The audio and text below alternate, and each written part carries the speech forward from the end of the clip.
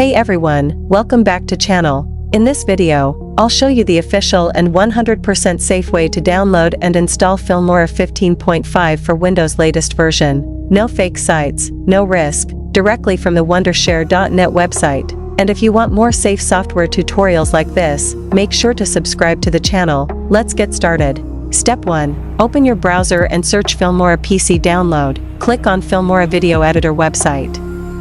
Or go directly to Wondershare.net website. I've also added the link in the description. Step 2. Once the website loaded, click on the Let's Get Started. The download will start automatically. Once the Filmora online installer downloaded, open it. I changed the directory for the installation. Online download is started. Wait for that to be done. File size is around 500 megabytes for that, but after the installation it requires 3 gigabytes space. Step 3. Once the online download is done, the software will also done after this process. So simply go and launch the Filmora and enjoy.